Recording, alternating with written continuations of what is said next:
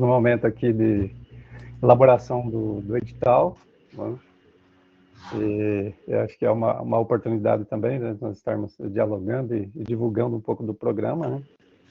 Nós estamos finalizando o edital e esse ano, na verdade, o processo seletivo, né, costumeiramente era aqui final de ano, início de dezembro, e agora ele será em janeiro do ano que vem, né? Então a gente está fazendo aí uma nova experiência, né? Finalizando o edital e o processo seletivo ele ocorrerá em janeiro, né?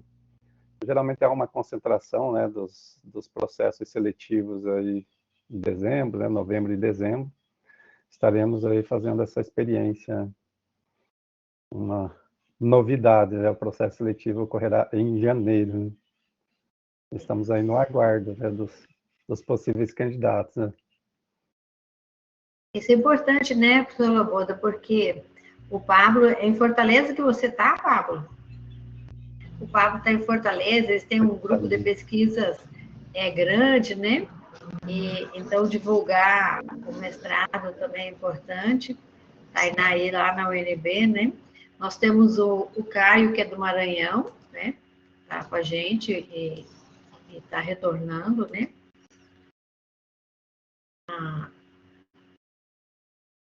Ele não é que significa do Maranhão e mora em Imperatriz, é professor lá e está fazendo mestrado com a gente, né? Então, a gente tem a Ana, que é de São Paulo, a Ana e a Grace. Então, a gente tem muita gente de fora, né?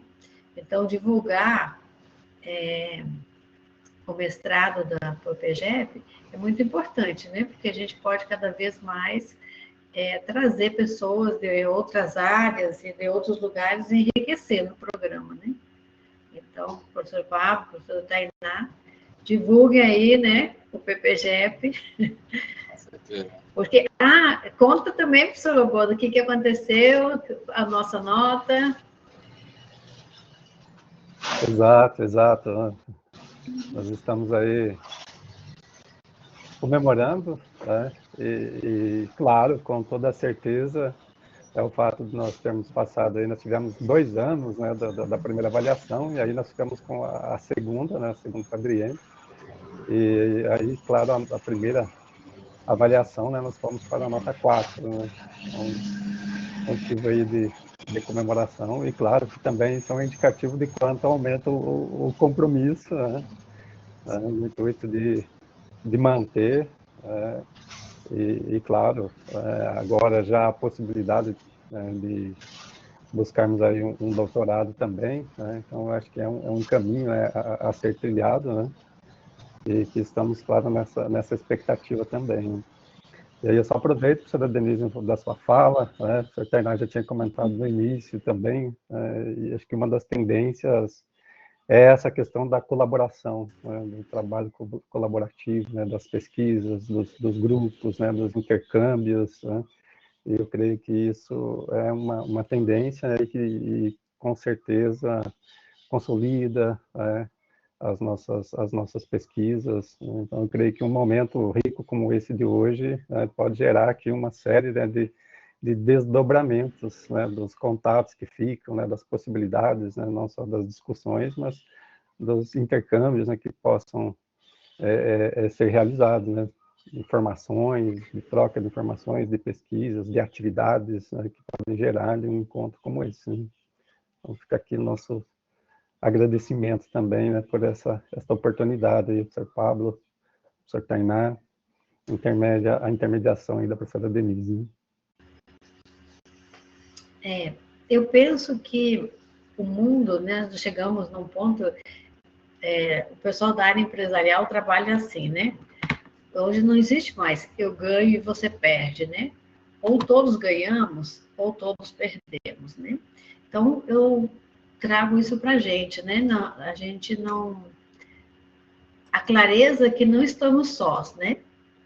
E que juntos somos melhores, né? Então, essa é a grande questão. Se a gente não compartilhar, se a gente não integrar, a gente não chega a lugar algum, né? No sentido que o mundo precisa compreender que não estamos sós, né? e que precisamos um dos outros, né? Então, acho que esse momento foi muito forte, né? Essa questão da pandemia, no sentido de que como é importante estarmos juntos, estarmos perto, né?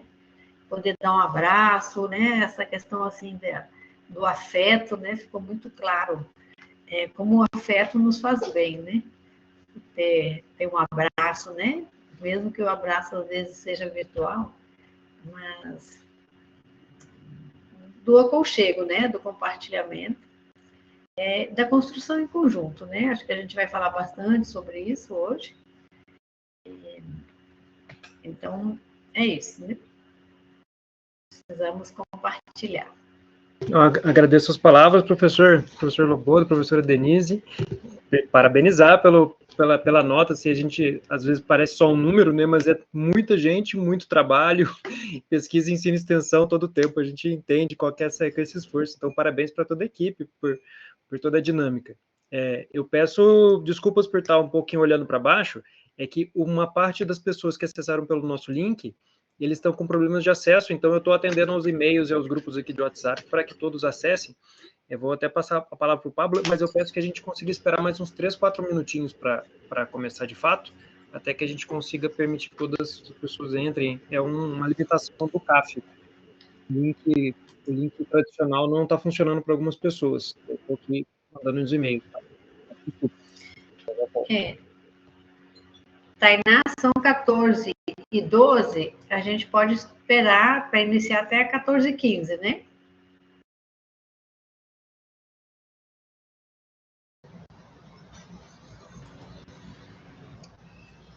Você me escutou? Sim, podemos sim.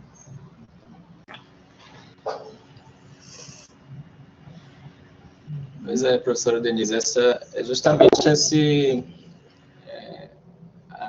alguns aspectos de mergulho mesmo, né, nessa questão da proximidade da relação que a gente vai tentar destrinchar um pouco hoje, que vão apresentando essas possibilidades de renomear algo que é uma relação antiga, né, com as cidades e com os espaços do viver, né. A gente tem chamado até carinhosamente de tarefas de casa, né, assim, porque a memória que a gente tem da escola é que a tarefa de casa é o momento mais chato, né, assim, o que deveria ter sido resolvido num outro espaço-tempo, né, naquele lugar de aprendizado, né, e que a casa, enfim, seria um tempo de praticar e viver outras experiências, né. Então, quando você leva a tarefa de casa, é uma experiência que puxa uma referência um pouco traumática, né, pelo menos do meu espaço de convivência, das trocas com amigos e amigas, né, assim, de que não era uma coisa tão boa, mas a gente está tentando trazer agora um outro momento, né, que vem dessa ruptura das várias casas, né, assim, desses espaços em que a gente se reconhece família, né, assim, que a gente se reconhece parente, né, puxando já também uma outra linguagem mais próxima dos povos indígenas, né. E é nessa convivência, é perceber que há também uma impossibilidade de não conviver, que a gente vai se aparentando, né, se parecendo. Então, dentro da sociologia tem até uns casos, né, de casais que vivem muito tempo e os traços dos rostos começam a ficar bem parecidos nas fotografias, né, nos registros, né. Essa proximidade, essa intimidade da relação, ela vai gerando esse espelhamento que não é puramente cópia, né, reflexo, é de fato uma coisa mútua, né, que vai se construindo. E a gente trazer um pouco dessas reflexões, né, dessas outras possibilidades de como a luz transita, né, de frações, outras percepções mesmo, né, desse trânsito dos percursos luminosos, né, a gente vai poder pensar também e fazer, talvez até mais do que pensar, né, fazer, criar um outro tipo de convivência na cidade. Acho que essa fala introdutória já chegou, né, já levou a gente às 2h15. Isso. Se todos concordarem, ok. Ok, Tainá e Pablo, para a gente iniciar. Professor Loboda.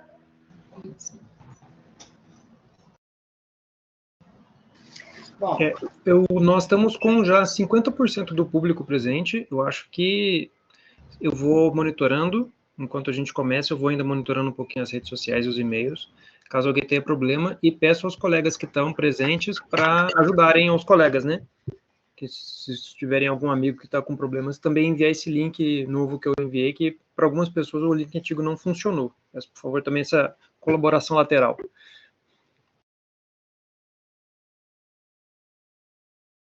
então, como mediadora, né, dou início ao nosso trabalho, agradecendo primeiramente ao programa de pós-graduação em Geografia do Pontal, que me recebeu com tanto carinho, e então são uns momentos de contribuição, né? A gente está trazendo essa proposta do minicurso, chamado Visões de Futuro para Cidades Sustentáveis, né?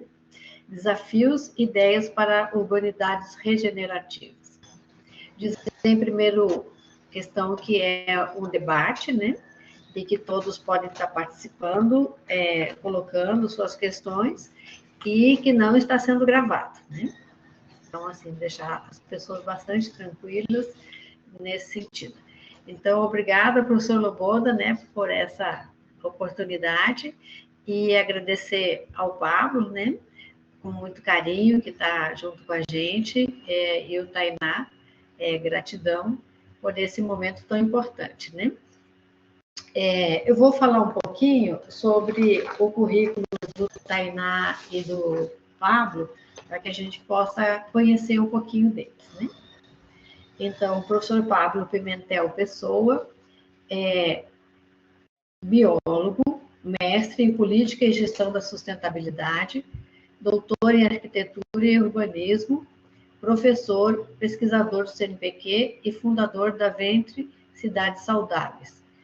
Ele trabalha com política e gestão da sustentabilidade urbana há 11 anos. Ensina, pesquisa e presta consultoria, unindo habilidades e conhecimentos das ciências ambientais e do campo do planejamento urbano e regional, dando ênfase em indicadores e modelos de desenvolvimento urbano sustentável, servindo ecossistemas e riscos associados a sistemas socioambientais urbanos.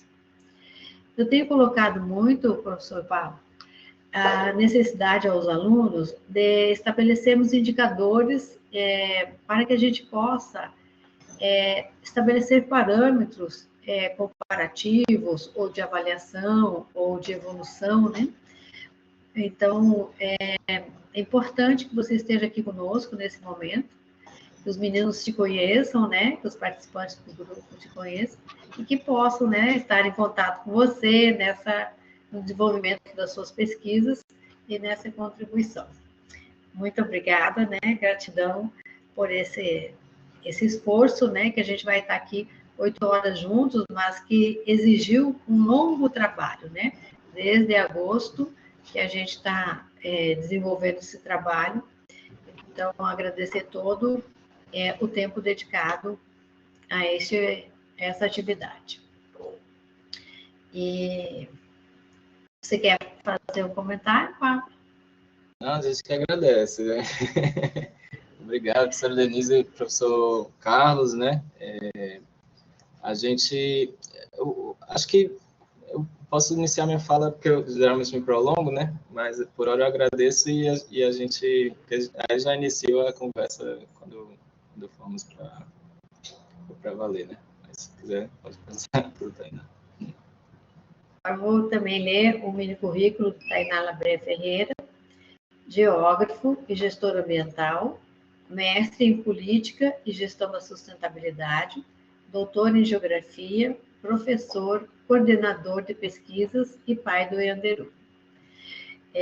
Possui 12 anos de experiência profissional em planejamento urbano e ambiental, especialista no tema de resíduos sólidos, com projetos socioambientais de inclusão socioprodutiva, experiências com projetos de resolução de conflitos e tomada de decisão, sobre os usos múltiplos de recursos hídricos e integração das equipes multidisciplinares, né? Neste momento, eu quero falar sobre a questão das equipes multidisciplinares, né? Então, sempre fortalecendo a questão que a gente estava no início, falando que não estamos sós, e no sentido que todos somos necessários, né? Então, a questão da multidisciplinariedade vem trazer a riqueza, né, nessa construção compartilhada, nessa construção em conjunto do melhor viver, né? Em todos os aspectos que serão abordados durante esse minicurso, mas para que tenhamos todos qualidade de vida humana, né? Eu tenho trabalhado muito isso, não só qualidade de vida urbana, mas qualidade de vida humana. Então, muito obrigada, professor Tainá, o carinho aí de estar junto com os alunos desde o semestre passado, né, retomando aí as discussões e esse envolvimento tão importante, né, na questão da academia, que é o compartilhamento. Dentro dessa proposta, né, que a gente vem trazendo, o Tainá tem sido uma pessoa muito nobre em todos os aspectos, e ele tem trazido esse trabalho junto com, ao longo da sua vida, né, da sua vida profissional e da sua vida pessoal, a clareza, né, que não estamos sós e que todos precisamos um do outro, né? Então, gratidão aí por todos esse compartilhamento, né, ao longo da vida e principalmente esse ano que a gente está junto com o programa de pós-graduação de Geografia do Pontal, toda a sua contribuição aí ao programa. Gostaria de falar um pouquinho, Tainá? Queria agradecer as palavras carinhosas, obrigado pela oportunidade da gente estar junto. A gente sabe que as redes de compaixão, essas redes de conhecimento, elas se alimentam, assim como as redes de fungos, as redes de comunicações das florestas, a gente tenta se florestar. Então, muito do seu mérito, do mérito, no sentido mais amplo de mérito, né, dentro das suas capacidades, das pessoas que você beneficiou, abrindo espaços para que a gente possa também beneficiar outras pessoas. Então, eu fico muito feliz de poder unir a turma todos os geógrafos do programa do Pontal, os geógrafos de Uberlândia, de unir as turmas da geografia, da engenharia florestal, das ciências ambientais, as demais equipes de geografia e profissionais aqui de Brasília, e poder unir também a equipe do Ecoporo, que está aqui conosco. Hoje está a Estela, está o Heitor, está a Karen, que vão participar conosco, que são nossa equipe de pesquisa lá em Fortaleza, que vão fazer parte dessa discussão. Então, nós falamos aqui desse ponto, mas nós partimos de uma rede, né? Uma rede que nos alimenta, que nos contribui, que nos aporta, que nos dá motivo para caminhar, nos dá insumos, nos criticam quando a gente precisa ouvir críticas e complementações. Foram semestres muito frutíferos, são tempos muito difíceis, mas nos alimenta muito ver a todos, assim. Então, fico muito feliz de ver os nomes de vocês. Peço desculpa pelo link, algumas pessoas conseguiram acessar pelo link, outras não, né? Mas eu peço de novo que, se alguém tiver algum colega que não tenha conseguido acessar, por favor, ajude. E depois, Pablo, antes de você começar, te peço um pouquinho a palavra, deixa a sua professora concluir a introdução, para a gente fazer o nosso questionário inicial. Bom, retomando aqui, o Tainá colocou que esse trabalho, eu queria que o professor Loboda estivesse aí junto com a gente agora, professor Loboda, dizendo que essa é uma atividade do programa de pós-graduação em Geografia do Pontal, mas que é uma proposta também junto com o GEA, da Universidade de Brasília, né? Da Ventre, que é o Coletivo de Pesquisa e Projetos, do CNPq, com apoio do CNPq, e do projeto Ecoporos, né? Então, obrigado aos participantes, e gostaria que o professor Loboda fizesse Meu irmão, uma fala aí, né, Paulinho, então, em relação ao programa. Enfrentando fila para tudo.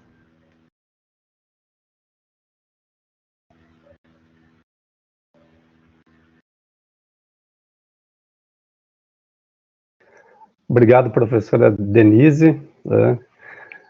A partir daquilo que nós dialogamos já inicialmente, no momento as minhas palavras são de profundo agradecimento pela disponibilidade do professor Tainá, professor Pablo, a interlocução aí da professora Denise, por estarem proporcionando esse momento ímpar para todos nós aqui participantes desse minicurso.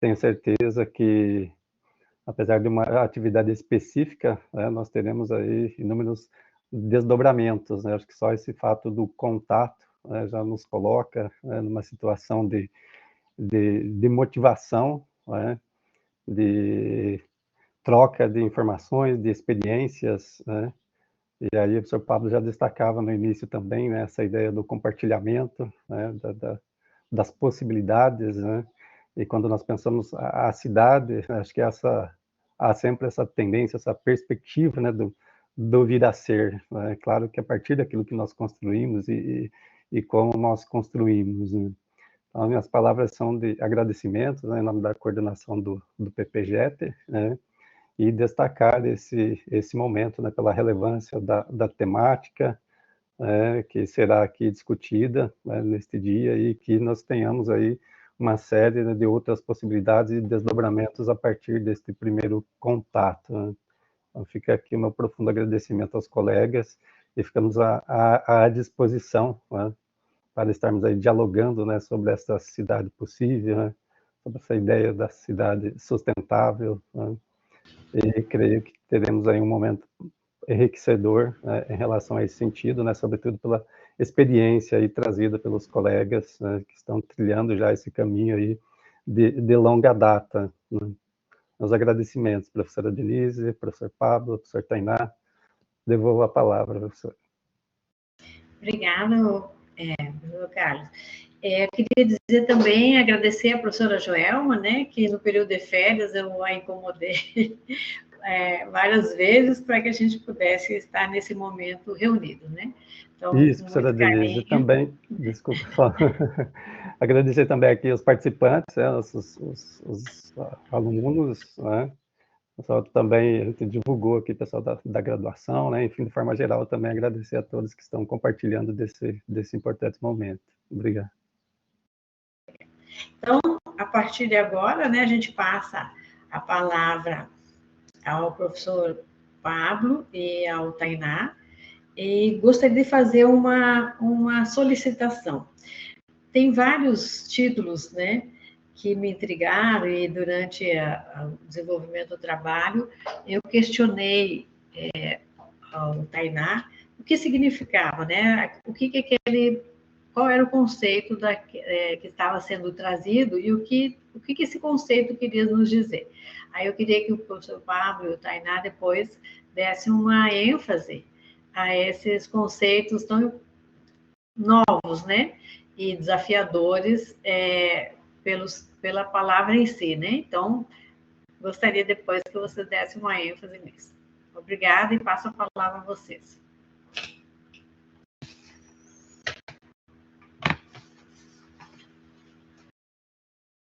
Professora Denise, você pode permitir que o Pablo inicie a apresentação, transformar ele como apresentador? Trocar a permissão. Mas vai começar pelo Mentimeters, Tainá? Pode ser, posso começar também. Posso começar. Tá bom. Antes de começar pelo Mentimeters, aqui nós estamos num grupo de professores, pessoal, a gente fez alguns parâmetros metodológicos para a gente conseguir conversar esses 2 dias. Uma questão é mudar esse curso. Esse é um curso voltado para gestores públicos que, às vezes, não gostam muito de exposição. Ele tem um caráter mais de diálogo, de uma discussão mais aberta. Então, primeira questão, ele é uma discussão completamente aberta. Nós temos algumas promoções de interação, mas eu espero que vocês intervenham durante toda a conversa. Hoje é uma exposição que vai ser muito mais de responsabilidade do Pablo, que vai trazer várias provocações para a gente, mas ele é uma conversa. E nós queríamos que vocês dialogassem conosco. E para a gente conseguir fazer isso, nós fizemos 2 opções. Não gravar, então as pessoas que não estiverem aqui vão ter que participar de outras oportunidades. E por isso também peço um favor também, sei que é difícil para todo mundo, mas quem puder, que deixe a câmera aberta para que a gente possa ver vocês, saber a reação de vocês, senão fica eu, o Pablo e a professora Denise aqui conversando sozinhos e de fato a gente precisa conversar com vocês. Então, quem puder deixar a câmera aberta, muito agradecemos para a gente poder ver vocês, dê oi para a gente, dê um ok, faz uma cara de sono, toma um gole de café, alguma coisa, porque essa tecnologia nos permite que Fortaleza, Brasília, Uberlândia e Tuiutaba estejam juntos, mas também nos causa algum distanciamento de reação. Então, eu preciso que a gente consiga utilizar todas as ferramentas, assim, voz, mãozinha para falar, a câmera para poder ver vocês. Então, peço, por favor, quem puder deixar a câmera ligada, isso muito, muito, muito nos ajuda. Estela, obrigado, Estela! Estela, nossa parceira, pesquisadora junto com nós no projeto. Hélio, quanto tempo não vejo o Hélio? Tudo bom, Hélio? Olha só como é importante ver os rostos, olha só.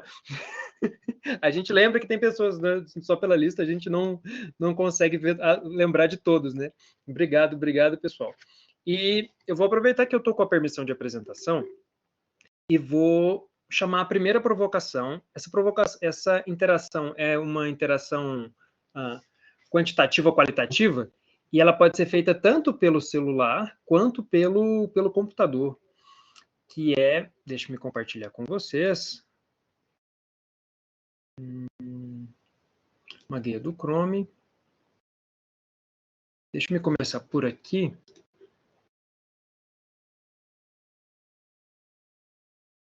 Hoje, pessoal, essa é a nossa programação de hoje. Nós começamos agora às 2h, começamos um pouquinho mais tarde, pedimos desculpas por a questão do link, e vamos até 5h30, vamos tentar não passar muito para não atrapalhar muito vocês, mas temos uma série de discussões e um espaço importante para a gente discutir. Hoje, muito nos fundamentos, nos princípios, nas éticas, nos funcionamentos, nos processos, e amanhã vamos trabalhar uma parte de ferramental e táticas, que essa é uma das nossas propostas. E eu gostaria de partir de um conhecimento a partir da dinâmica de vocês. Eu queria escutar um pouco vocês agora no coletivo, a todos, e para isso, nós propusemos que a gente utilizasse esse canal, que é o Mentimeters, que é onde nós podemos conversar a todos simultaneamente, vocês e nós, e ver as respostas de todo mundo. Vocês conseguem acessar tanto por esse site, que está aí no canto da tela, mente.com, com esse código, quanto vocês podem apontar o celular para esse QR Code e acessar diretamente a apresentação. E aí nós vamos... um zoom tá aí no QR Code aí. Talvez não...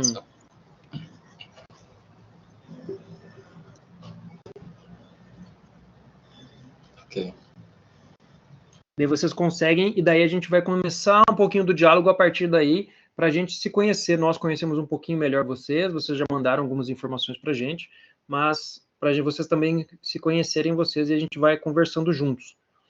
E vocês me confirmem assim que conseguirem acessar, me dê um okzinho aí, um levanto a mão, alguma dinâmica, que assim que vocês conseguirem, uma parte de vocês conseguirem entrar, no primeiro questionamento, e podem ir respondendo, se quem conseguir acessar e conseguir respondendo esse nosso questionário conjunto, eu troco de tela, porque na outra tela não tem o QR Code. Só tem o códigozinho.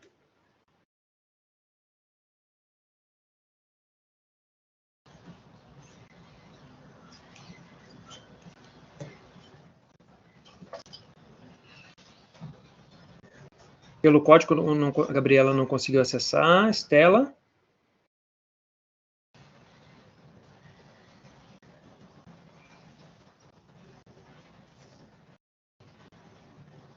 De fato, é porque o código mudou. Olha só como é bom vocês me falarem isso. Porque parece que o código mudou de ontem para hoje.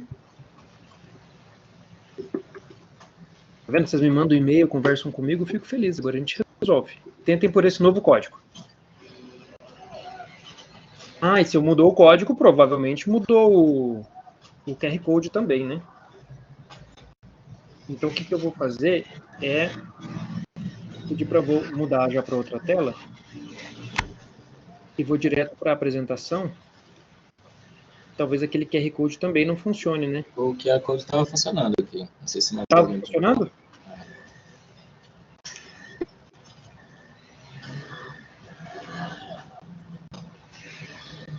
Ah, aqui a pessoa começou a entrar, começou a conseguir entrar.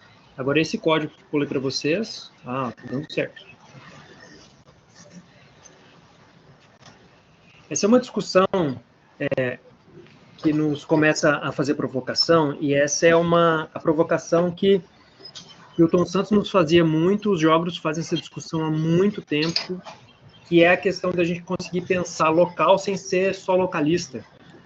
E a necessidade que nós temos de ter, Natália ainda não foi, por essa orientação, Natália, na parte superior da tela, por favor, veja se funciona.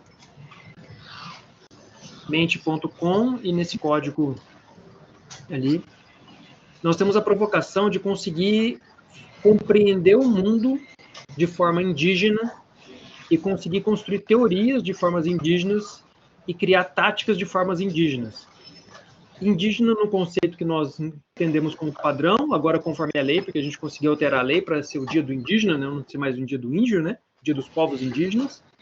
E indígena da mesma forma com que os povos se identificam. O indígena ao contrário do alienígena, ao deslocado da terra. Indígena como povo da terra.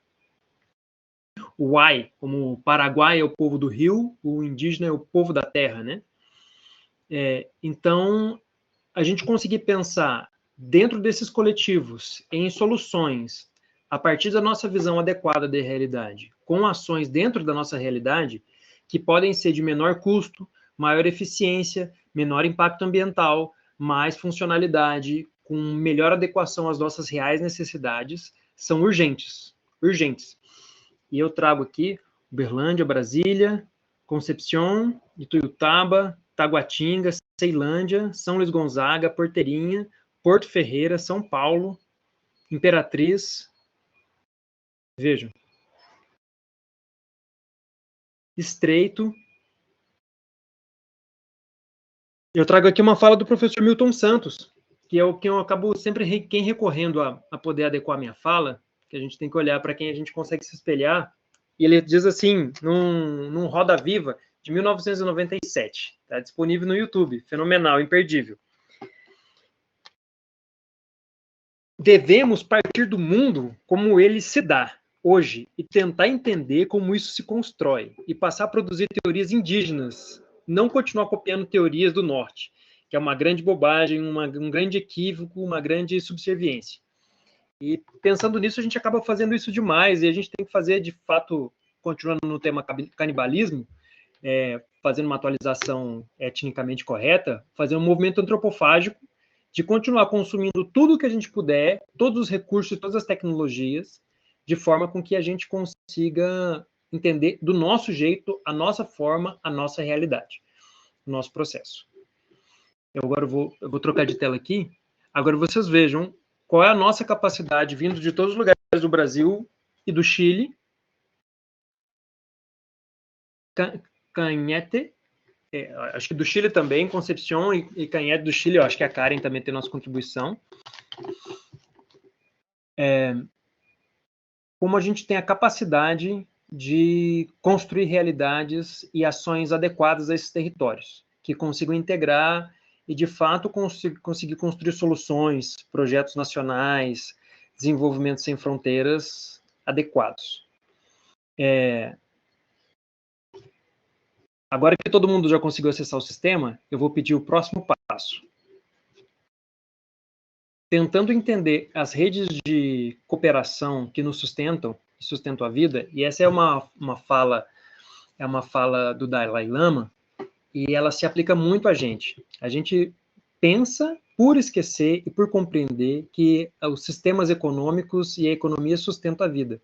Mas, de fato, o que sustenta a vida são os sistemas de compaixão e de cooperação que dão base à sustentação da vida. Imagina que relação econômica existe do cuidado de uma mãe com um filho.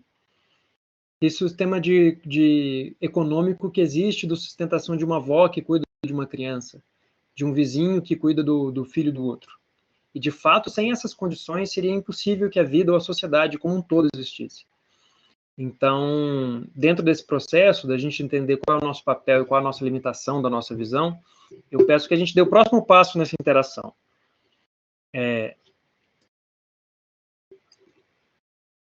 Eu gostaria que vocês pudessem nos responder, e responder a todos nós, qual é a sua maior preocupação para o seu bairro hoje? Essa é uma resposta que pode ser um pouquinho mais longa, e elas vão sendo compartilhadas aqui para a gente conseguir entender. Se a gente pensar nessa escala de espaço e tempo, de fato, assim, qual é hoje, pode ser a forma mais sucinta possível que vocês conseguirem. Qual que é a maior preocupação do bairro de vocês hoje? A gente agora pensou estar em período eleitoral, né? Às vezes esses temas ficam, a gente volta a revisitar eles dentro dos tópicos, mas esses tópicos são... Vamos à primeira resposta. Isso é anônimo, viu, pessoal? Vocês podem escrever à vontade aí, não fica registro de quem responde cada questão. Implementação de áreas de lazer, mobilidade, limpeza, melhor relação com a vizinhança, poder andar na rua sem se preocupar em ser assaltada, violência física e moral, segurança, ter espaços de lazer seguros para os cidadãos.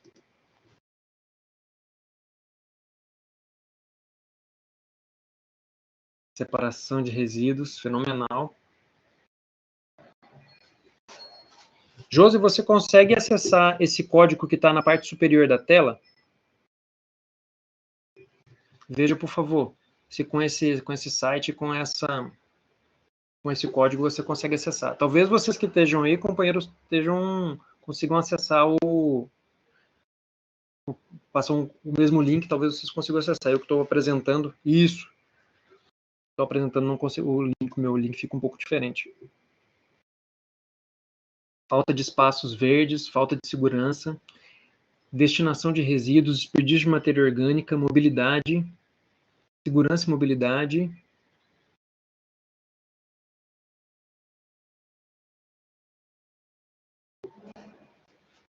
poluição urbana. Imagina que esse tema de segurança saiu tanto da pauta da discussão eleitoral, mas para a gente ainda é uma questão super importante. E a gente está numa discussão sobre planejamento urbano e meio ambiente. Mobilidade, aumento das pessoas em situação de rua, trânsito no bairro, questão ambiental, criação de espaços públicos e socialização, menos privados, mais públicos. Fenomenal, obrigado, pessoal.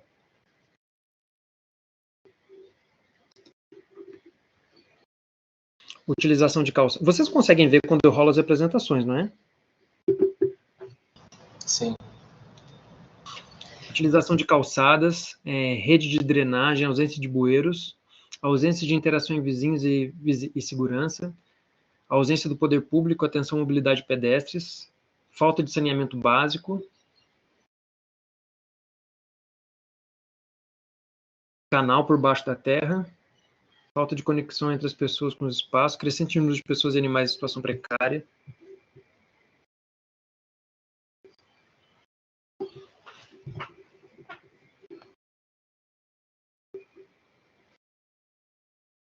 Bom, pessoal, aqui a gente já viu aparecer vários temas que são fenomenais, fenomenais. E o nosso desafio, e começando a introduçãozinha da apresentação do Pablo, é conseguir construir essas soluções em relação. Não construir uma solução única que consiga dar conta de uma coisa só e esquecer dos outros parâmetros. Eu vou pedir a última interação antes de passar a palavra para o Pablo, que estou ansioso para escutar ele e escutar vocês também, por favor. Pensando agora nessa pergunta, qual é a sua maior preocupação com o seu bairro hoje?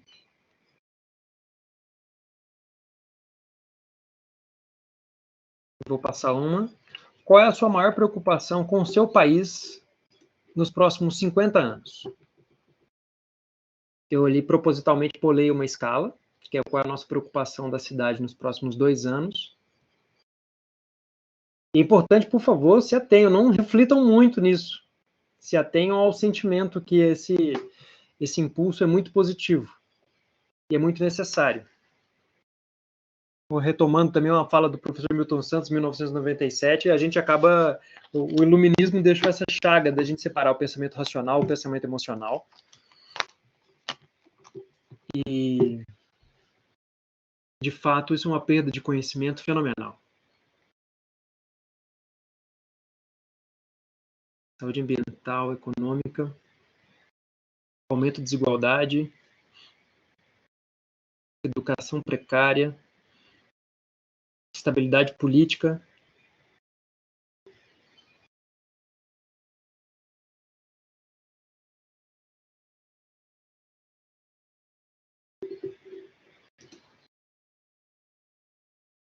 Economia, natureza, sustentabilidade, justiça social, respeito, preservação do biomas, desigualdade social, saúde.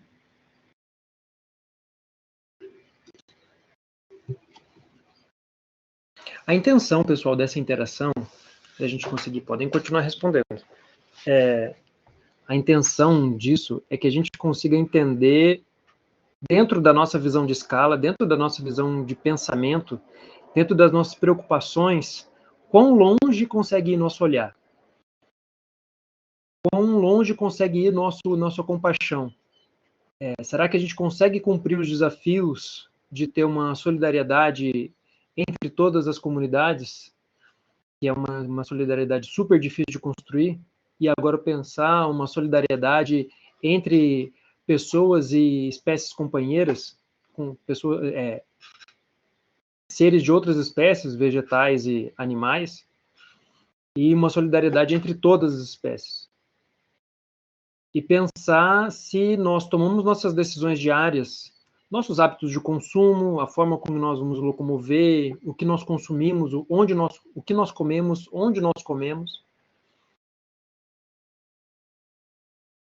com base só na nossa preocupação do nosso bairro hoje, ou se nós pensamos também no nosso dia a dia, na nossa escolha de votos, com a nossa preocupação do nosso país daqui a 50 anos, ou a preocupação da humanidade no mundo todo daqui a 100 anos.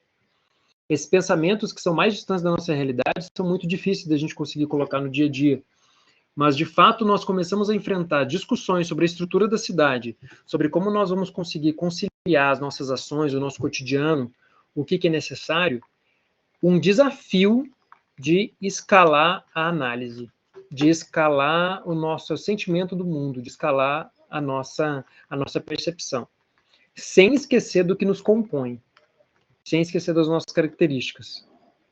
E Pablo deixa essa apresentação, essa última nuvem de palavras para você ler e fazer os comentários e já começar a sua fala. Agradeço a todos que puderam contribuir agora, fiquei muito feliz. E que falem e levantem a mão, por favor. Oi, gente, boa tarde.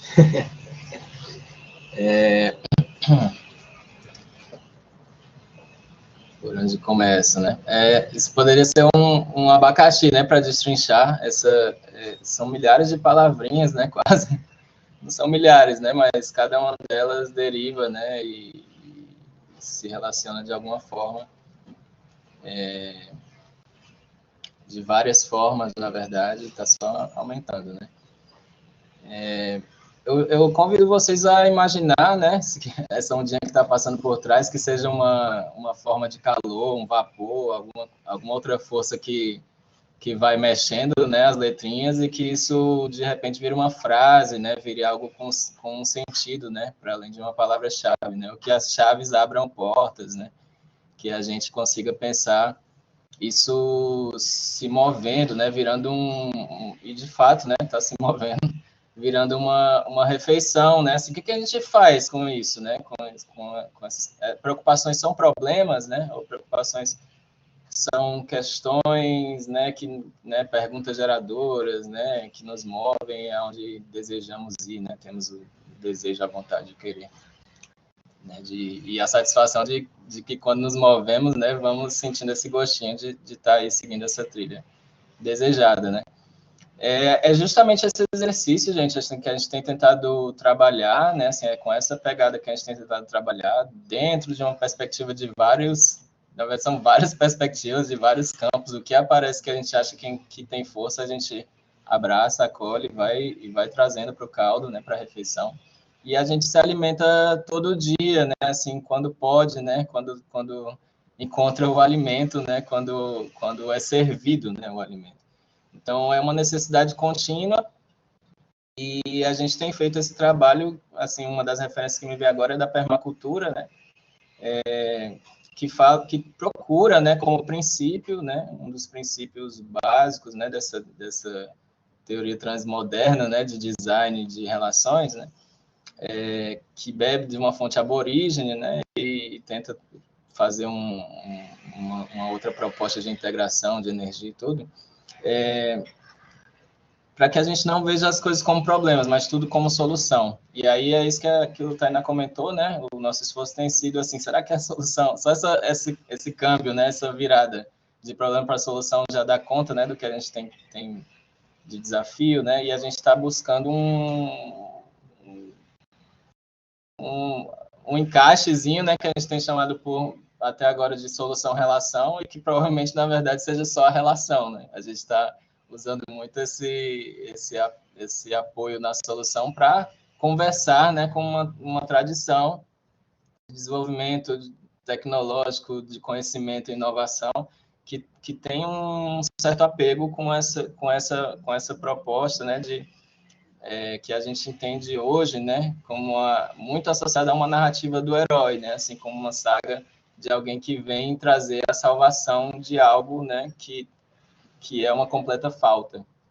E é justamente esse olhar, né, que a gente procura trazer, que não é só um olhar, são todos os sentidos, né, que a gente mergulha de corpo inteiro e começa a pensar essas questões e abrir fazeres, né, outras possibilidades de atuação, que eles são necessariamente ligados a um espaço-tempo, que remete àquela primeira pergunta, né, dos pés, né, mas que realmente não estão só restritos, todos, acho que todos podem evocar essa sensação, né?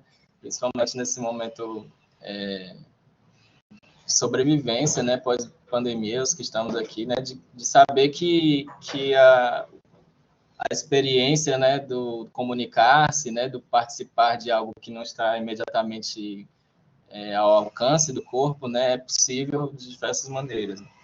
Então, eu não sei se eu já tenho acesso aqui, tá aí a outra professora Denise, se vai conseguir também liberar. Professora Denise, você consegue permitir tornar o Pablo apresentador? Se tiver difícil, Tainá pode puxar. Não, eu vou achar o Pablo aqui na...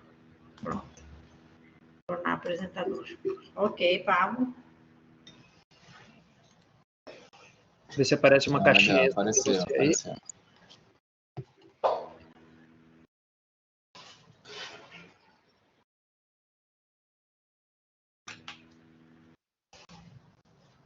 Vocês estão vendo?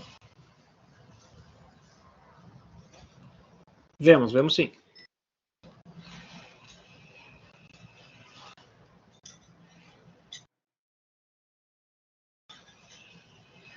Só um momento. Para não perder vocês aqui de vista, eu dividi a tela aqui. Vocês, por favor, me avisem se o Zoom estiver baixo, né? Questões de dificuldade de visibilidade, né? E que a gente possa contornar aqui, operando a apresentação, ok? Então, vamos lá, né? Assim, o que já procurando entrar aí né, responder, né, a provocação da professora Denise, né? O que a gente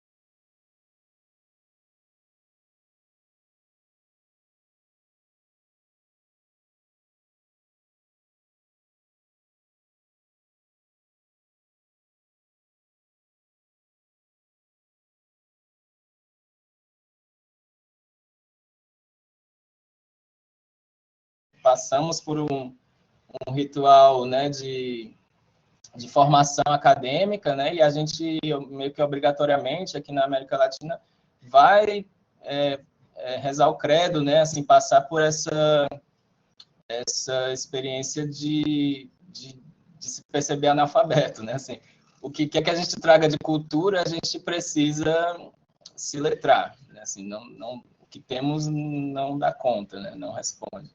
Então, esse processo de alfabetização, para mim, foi, acho que, e para quem mais tenha passado por uma formação interdisciplinar, é uma experiência muito recorrente e eu aprendi a conviver com ela, por exemplo, como biólogo, caindo no doutorado em arquitetura e ter que aprender que palavras são aquelas e por que se usa com aqueles sentidos, né, frasais, com quais são os significados, né, que operam ali dentro daquele campo disciplinar.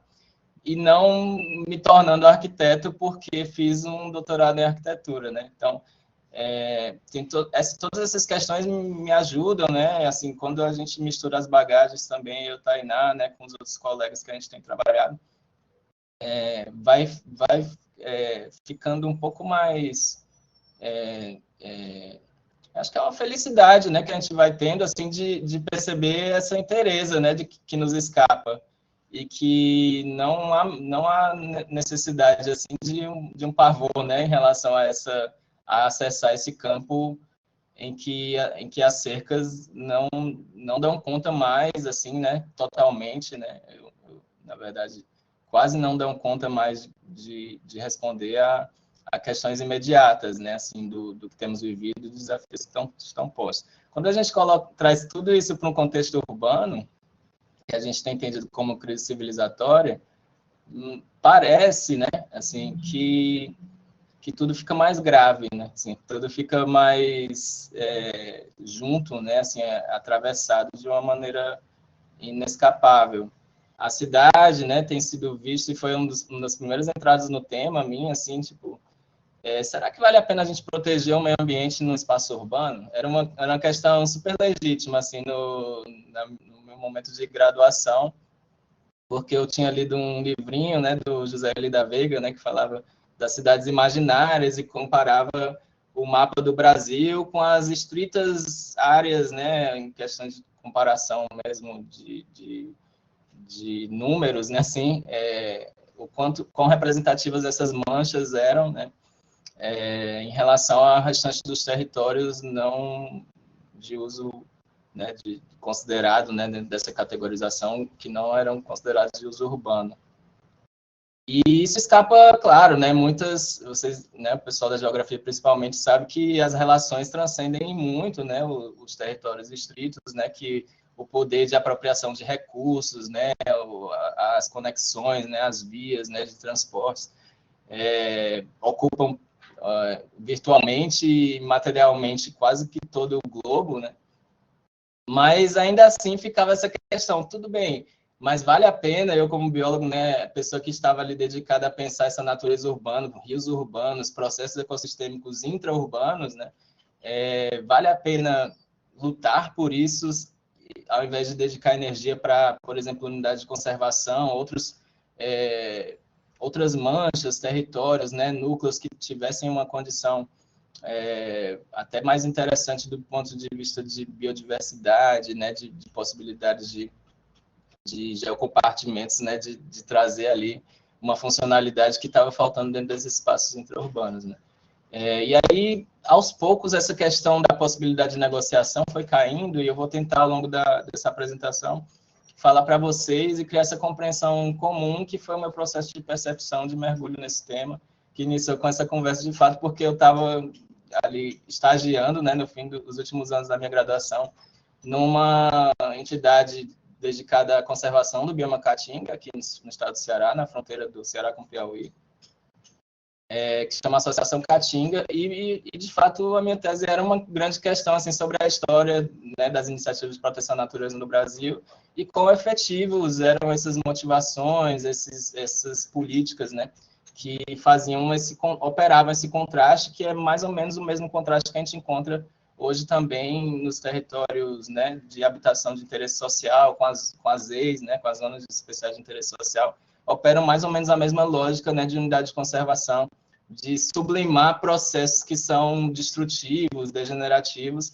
e conseguir operar numa outra lógica que, por exemplo, aqui, né, ou em vários lugares hoje, né, mas aqui em Fortaleza a gente tem uma experiência muito bem comunicada de economia solidária, né, do bairro Palmas, Conjunto Palmeiras, na verdade, com o Banco Palmas, né, e sem definir exatamente essas fronteiras, mas também a história está ligada à história do bairro, né, é possível criar essas condições, né, com uma moeda social, com uma outra lógica de valorização desses fluxos de capitais, e que reinventem esses processos totais, né, que operam de uma forma que eu acho que, se não me engano, né, me corrija, o Milton Santos refere como uma verticalidade, né?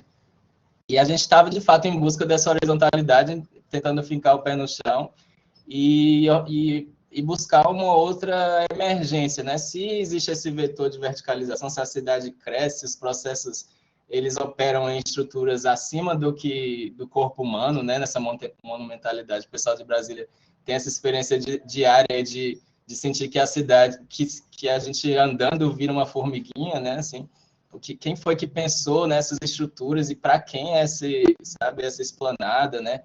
Que tipo de pessoa, né, caminha essas distâncias todas, né? Que tipo de corpo consegue dar conta de atravessar o eixão, né? Que na música, né, no pessoal do Liga Tripla é chamado de eixão da morte, né? Assim, é realmente uma resistência mortal, né, a um corpo, assim, a poder atravessar em segurança. E todas essas questões, gente, elas vão sendo colocadas também por uma demanda, né, assim, a gente estava pensando em sustentabilidade urbana, isso deveria vir com uma visão de futuro. Cada vez mais essa questão ela está aqui colocada também no nome, né, que dá título a esse curso, esse mini curso, mas na verdade são visões de futuro, né, à medida que a gente vai saindo dessa obsessão pelo desenvolvimento como sentido único de progresso, a gente vai pensando visões de futuro, tudo passa a ser plural, né, admite-se essa pluralidade, e também admite-se os outros tempos, né, que emergem sempre desse tempo presente, né, e aí a gente começa a afiar, né, tecer essa continuidade no sentido espaço-tempo-corpo, né. Então, esse foi mais ou menos só para situar vocês, né, parece um percurso um pouco caótico, né, eu falei do meu processo de graduação, eu preciso falar disso, né, porque essa história não é uma história no vácuo, né? É a minha história que se emenda com a história do Tainá, que se emenda com o pessoal do Ecopolis, que se emenda aqui com todos os percursos de vocês, né? E em vários sentidos são parte da mesma história, né? Assim, é preciso que a gente recupere ou trabalhe essa memória, porque a partir da memória, né? E aí a sacada, pelo menos a percepção que nos trouxe essa satisfação, né? De que resgata um pouco dessa noção de cidades saudáveis, que é uma dimensão de saúde, né? E ficou muito marcado, né? Com a experiência da pandemia, a gente foi chamado para fazer um estudo, né? Que era uma sinalização de futuro para as cidades brasileiras. E a pergunta básica era: para onde vamos a partir daqui, né, dessa experiência de paralisação, né, de adoecimento total, né, de falência múltipla de órgãos, principalmente em sentidos sistêmicos, de estar evidente a nossa capacidade, mesmo os países mais bem estruturados, né, de dar uma resposta a tempo, né, efetiva àquela situação que não é nem de risco, já entra numa dimensão de crise contínua, né, assim, de crise que não sai, né, não tem a chance de gerenciar um risco, porque ela é crise recriada, né. E aí a gente tenta até reformular uma das principais obras do sociólogo alemão, lá, o Ulrich Beck, né, que fala da sociedade de crise, e a gente tem tentado falar disso no sentido de sociedade, ele fala de sociedade de risco, a gente tem atualizado para uma sociedade de crise. Então, Pablo, deixe-me pedir para você colocar bastante zoom, porque quando você está um pouco mais afastado, nós não conseguimos ler, mesmo no computador. Assim tá assim bom? A gente consegue ler. gente, qualquer detalhezinho aí que tenha ficado mal compreendido, ou que tenha alguma palavrinha, né, que tenha ficado assim mal explicada, podem comentar aqui no chat. Se eu não vi, Tainá pode me...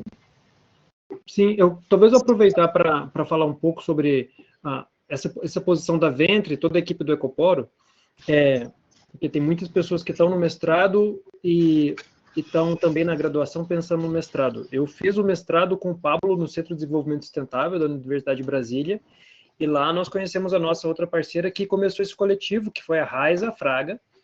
Nós começamos esse coletivo de pesquisa científica e projetos para conseguir fazer pesquisas de forma independente. Num primeiro momento, como uma necessidade operacional de aplicar projetos, e depois como uma possibilidade de existir pesquisa científica em um ambiente árido para pesquisa pública. Então, nós formalizamos isso como uma empresa privada, nós iniciamos essa empresa, até um tempo atrás eu era administrador, junto com o Pablo, agora com a posição do NB eu saí da administração, fiquei só como coordenador de pesquisa, e conseguimos agregar toda essa equipe. Agora somos 9 pesquisadores, Pablo, no Ecoporo. Acho que agora somos uma equipe de 9 pesquisadores lá no projeto Ecoporo, que é um dos projetos da Ventre, agora o nosso principal, que tenta fazer um poro de saúde urbana. Um pouco depois a equipe vai dar, a Estela, a Karen vai dar um relato para a gente dedicado dessa experiência, né, Estela? Karen também, cara. Não Temos a Gabi e o Heitor também aqui com a gente. A Gabi e o Heitor, vocês não se escapem da gente. Que é uma proposta da gente pensar que é possível, essas conexões são possíveis e são bem férteis, né? A gente pode fazer ter outras propostas com esse fechamento de porta, né? Então, gente, estava falando... Obrigado, Tainá, pela essa parte, né? Eu estava falando dessa história, né? O Tainá resumiu muito bem. A gente fez um mestrado em desenvolvimento sustentável, a professora Denise comentou, política e gestão da sustentabilidade. A gente foi, né? Era um grupo que estava interessado muito na cidade, e Tainá foi para o doutorado na geografia, essa nossa amiga seguiu na sustentabilidade, e eu fui para a arquitetura, né?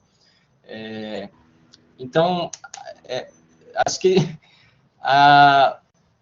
é uma mera questão, a minha percepção, Tainá pode falar diferente, nessa essa questão de inserção, né, é um fluir por entre oportunidades, né, que aparecem onde você está e para onde você vai.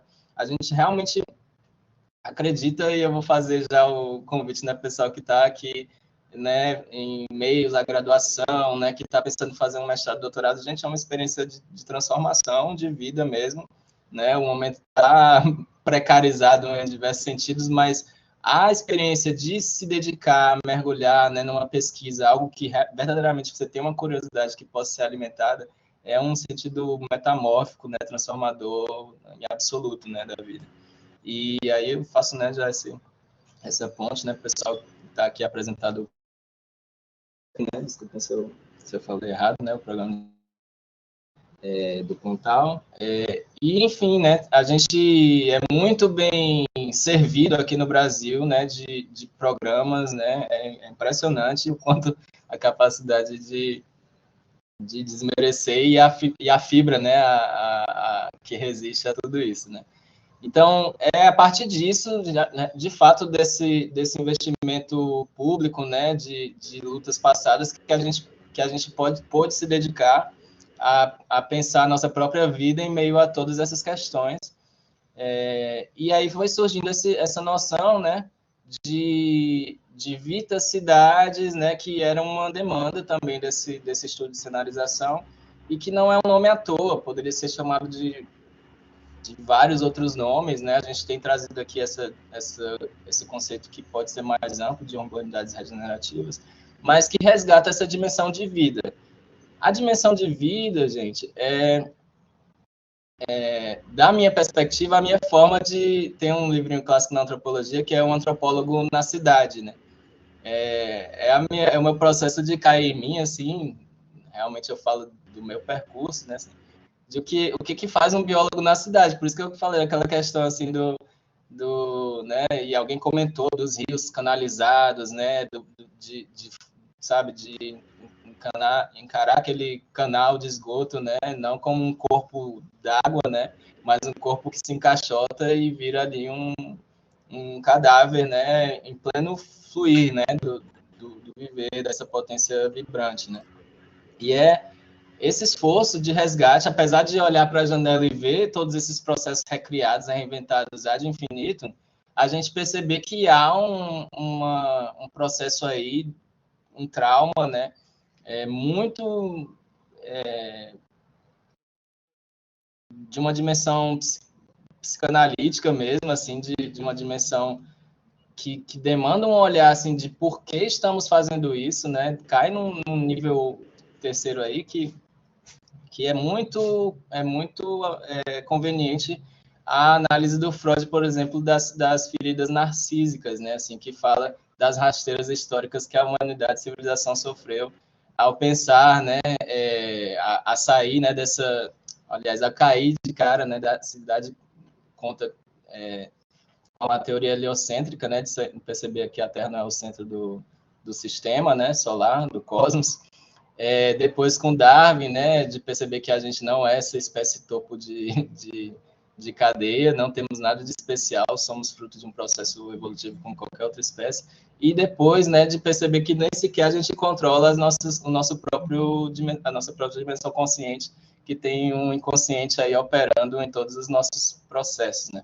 Então, são naturezas, de fato, né, que eu ordeno dessa forma física, ecológica, biológica e psicológica. E essa dimensão psicológica é fundamental para que a gente possa dar-se conta desses processos recriados degenerativos. E aí a ideia de vida, né, ela pode ser lida de qualquer forma, né, de milhares de formas, inclusive claramente ataques à vida em sua dimensão ecológica, né? Mas a gente vai, aos poucos, destrinchando com uma beleza que a gente confia, né? Que é de saber que um rumo, né, de saúde ele aponta necessariamente para essa comunalidade, para esse encontro de forças, né? Esse resgate do comum que para a cidade vai remeter à história da Inglaterra, né? Desses cercamentos em que sumiu o espaço comum, ou o manso comunal, né? Que era o espaço de cultivo, que tanto, né, pessoas, né, aristocratas, né, donos de feudos, né, e pessoas plebeias, né, faziam uso daquelas terras de uma maneira comum, né. E aí, nessa experiência jurídica moderna, né, do privado antagonizando com o público, não se tem ainda mesmo, né, do direito, de uma perspectiva dos direitos difusos que, né, o direito ambiental vai trazer, né, toda uma outra hierarquia de direitos da natureza, inclusive, né, na Bolívia e no Equador começa a surgir uma outra dimensão em pé de igualdade com os direitos humanos, né, que começam a falar sobre isso, direito, né, a lei da mãe terra, né, Pachamama e tudo. Ainda assim, o comum, né, ele fica muito restrito a um debate que não parece fazer parte de algo que poderia ser reivindicado dentro da modernidade. E aí por quê, né? Da nossa perspectiva, né, há um certo desencantamento, né, que de uma fé, né, que, por exemplo, dentro da experiência da pandemia, o sucesso de vacinação e prevenção, por exemplo, né, de que as pessoas vão continuar se contaminando com novas variantes da Covid, mas não vão desenvolver casos graves, ela já significa uma solução satisfatória. A gente está, ao mesmo tempo, mirando esse apagar de incêndio, mas projetando um horizonte de saúde que seria uma outra construção relacional, né, necessariamente ecológica nesses territórios e que traria, à medida que a gente segue apagando incêndios, né, que a gente segue se protegendo e confiando nesse desenvolvimento científico-tecnológico, a gente começa a buscar outras matrizes, né, que sabem muito mais, né, que falam muito mais e carregam saberes muito mais eloquentes e a tempo, né, de uma execuibilidade, né, de ação, né, que construa uma possibilidade de equilíbrio, de saúde, de outra relacionalidade com esses processos. Então, a gente tem falado com muito cuidado, né, assim, sem pontuações, essas notas de rodapé,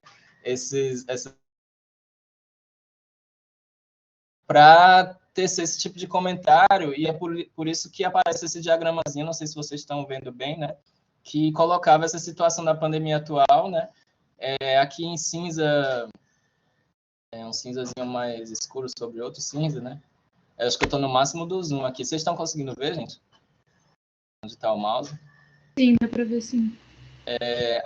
Ok, obrigado. A gente fala de uma cultura entrópica, né? A gente fala de necrocidades que vêm beber de uma fonte lá do aquele Mambembe, né? Da necrocultura, da necropolítica. A gente vai falar de desigualdade da geração e principalmente de algo, né? Que cada vez mais tem sido difícil de se esquivar sem um grande contorcionismo intelectual, de honestidade, para falar de colapso climático, emergência climática, fronteiras planetárias, né, risco de novas pandemias, né, o Brasil, inclusive, dentro de um dos hotspots aí, né, de candidatos a desenvolver essas outras potenciais endemias, né, com emergência pandêmica. Então, a gente estava falando naquela época, ali em 2021, né, no começo, 2020, perdão, gestão emergencial da crise, mitigação e tratamento, preservação de vidas, né, que ainda não era uma realidade, os principais cientistas, o esforço internacional, né, de busca por isso, mas sem nenhuma certeza de que pudéssemos alcançar essa vacinação. Então, a gente foi atrás de um arranjo político econômico de minimização de danos, né, mobilização de recursos, e a gente já estava colocando ali no horizonte essa gestão da crise cronicizada, que é o que temos agora, né, ao colo, e que envolve, né, para o que a gente tem debatido aqui, uma gestão de planejamento urbano, monitoramento, testagem, que são detalhes, né, mais dessas recomendações, mas que apontava para um redesenho, né, uma reabertura com cuidado, né, e aí isso puxa uma outra ética mesmo, né, são éticas do cuidado, que não são essas éticas salvacionistas, né, elas tentam transcender um pouco, e um reinventário de atividades, né, por exemplo, que vai fazer uma crítica fortíssima à recorrência dos casos de Mariana, né, de Brumadinho, né, por que numa sequência mínima de intervalo a gente segue repetindo e apostando nesse tipo de percurso de geração de riqueza, né?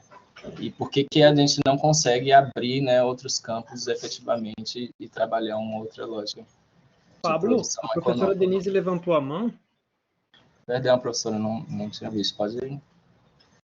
Fique à vontade. Pablo, só eu queria que você falasse um pouquinho sobre quando você traz a questão, né, da vida cidade, essa discussão anterior, né, do privado e do público, né? Porque houve uma mudança de conceito ao longo dos tempos, né? Que privado é meu e o público é de ninguém, né? É um rechaço ao público, né? Tipo assim, se a calçada não é de todos, né?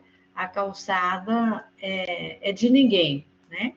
Então, eu picho, eu guspo, eu ponho a lixeira, eu ponho o barzinho, né, na frente, eu uso para o comércio, enfim, todas as coisas que a calçada, que é de todos, vira de ninguém, né? Então, dentro dessa proposta, né, você traz uma proposta de busca de matrizes, né, em tempo execuível, que é essa transformação. Em que ponto, né, a gente pode buscar esses novos conceitos e que sejam execuíveis, né, no tempo. Porque a gente sabe que pode, mas como a gente poderia ver isso no tempo, né? Eu acho que é uma ansiedade nossa, né? Quando a pergunta foi feita, como você vê a cidade daqui a 50 anos, né? Ou o seu país daqui a 50 anos? A minha cidade, 50 anos. Nós temos um grupo aqui de Ituiutaba, que estuda em Ituiutaba, tem o professor Hélio, que trabalhou a questão do plano diretor, e alguns de nós trabalhou o plano diretor, no ano de 2017. E no ano de 2018, 2016, nós desenvolvemos um plano de mobilidade para Ituiutaba. Então, agora a gente vai chegar no final já do No Horizonte, né, desses planos de 10 anos, e nada foi feito, né? Quer dizer, assim, a gente tem toda uma proposta de mudança e foi feita uma política pública, se cumpriu, né, uma legislação, mas a transformação não ocorre, né? Aí, durante sua fala, gostaria um pouquinho, né, dessa mudança cultural, tá? Nesse sentido. Obrigado, professora. Acho que o pessoal do projeto aqui do Ecoporos pode dar uma fala que acho que aterriza um pouco do que eu tenho tentado comunicar aqui. Mas, por exemplo, agora a gente vai completar 1 ano de projeto e tem mais ou menos 6 meses, não, tem 1 ano antes de iniciar o projeto que a gente estava pleiteando uma adoção dos espaços da nossa área, né, que com muita dificuldade é cuidada, né, gerida pelo ente, né, pelo governo municipal, né, pelos prestadores de serviços, né, de varrição, de poda e tudo, né, que é mantido. Na verdade, quase não é mantido, né, assim, e a gente, seguindo um processo formal, né, aproveitando a existência, de fato, de um programa, né, que temos aqui em Fortaleza, de adoção de áreas verdes e espaços públicos, que representa uma economia absurda, né, para o erário, né, público, né, para essa possibilidade de ajardinamento, né, de qualificação desses espaços convexos, né, dentro do pensamento da arquitetura. Essas áreas que a gente pode fluir para além do privado, né, assim, caminhar e vivenciar uma outra relação, né, com a cidade.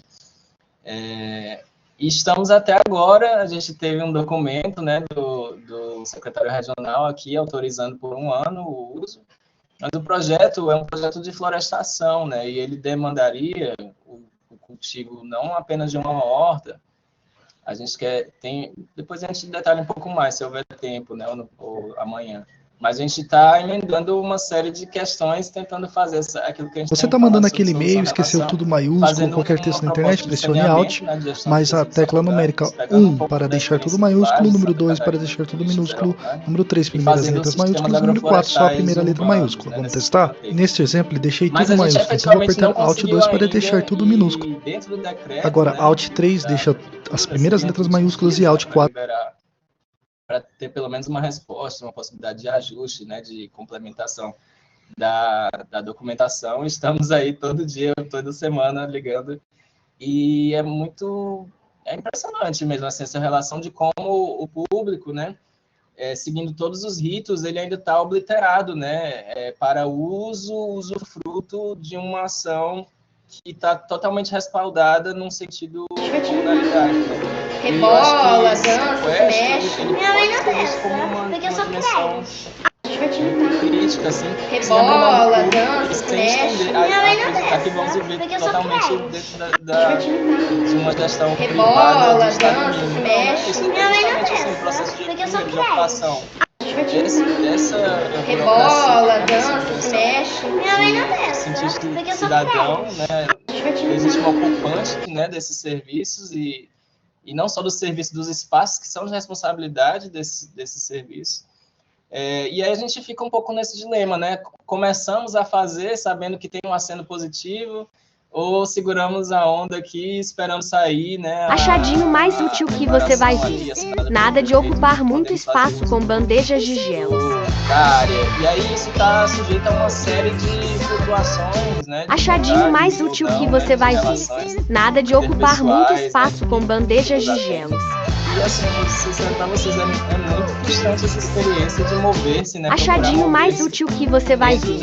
Nada de ocupar muito espaço com bandejas. Que foi processada e admitida como o melhor que podemos construir, né? E aí por isso que a gente faz uma defesa da comunalidade como algo que está ali criando uma fresta, né? Uma outra possibilidade de cidadania, de ação que reocupa o público, né? Reivindica o público, né? Que faz esse papel de melhoramento mesmo, assim, da resposta, né, da qualidade reativa.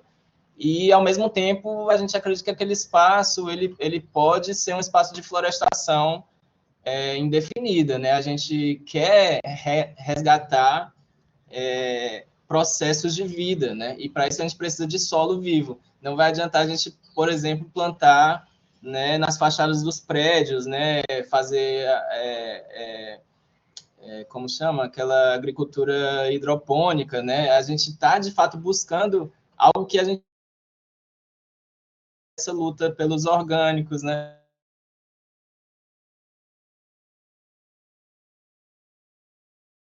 Agricultura sintrópica, né? E aí eu vou detalhar mais para frente o que significa tudo isso, mas tudo isso tem a ver com dimensões, pelo menos 4 dimensões de diversidade que, por exemplo, a Jane Jacobs fala quando vai analisar Nova York, né, as relações de Nova York, e como ela identifica aquelas 4 condições necessárias numa cidade viva, pulsante, né? E quando falta uma delas, a coisa começa a balançar e definhar, né? E é impressionante, gente, assim, o último estudo que a gente fez foi uma tentativa de tradução, né, de olhar para essas 2 matrizes de pensamento e tentar ver o que significa essa diversidade que o pessoal tem falado, né, nesses sistemas agroflorestais, como um sistema que começa a funcionar, como o que a gente olha, né, que seria o valor maior de uma floresta amazônica, por exemplo, uma floresta que é pobre de solo, mas tem uma riqueza ali em si mesma, né? Ela flutua dentro de um próprio processo, né? De que a Karen pode falar também, né? Um pouco do Maturana, né? Humberto Maturana, um cientista chileno, né? Recém-falecido também, que fala quando perguntaram para ele o que significava a vida, o que evento teria começado quando começou a vida na Terra, ele, depois de alguns anos, respondeu com um conceito que chama de autopoiese, né? A poiese, né, além de poesia, é a criação, né? E a autopoiese é a capacidade dos sistemas vivos, orgânicos, de fazerem as próprias condições do existir, né? E isso é o que significa, em termos sistêmicos, uma floresta, que ela antagoniza com uma dimensão de deserto. No momento que a gente olha para a cidade a partir de todas essas leituras, né, que eu tenho tentado trazer pensando aos poucos, né, é esse o resgate de vida, e não é qualquer vida que a gente tem falado. A gente tem procurado uma vida em sintropia, né, que é o contrário disso aqui que eu estou apontando para vocês de cultura entrópica, né. A entropia é uma lei, né, identificada dentro da termodinâmica na física, e toda a base do nosso conhecimento, né, como o Tainá falou, né, puxando a referência do Milton Santos, ela vem de uma compreensão física do universo, que a gente na biologia, né, tem muita dificuldade de colar, né, assim, cadê as leis da biologia? É muito mais exceção do que regra. Então, se for levar para ciências sociais, aí é que o negócio complica mesmo, assim, né? Ciências humanas, né? Toda essa outra dimensão que tá, né? Atravessou essa transição do que, quando a gente entrou na universidade, era exatas e humanas, né? Assim.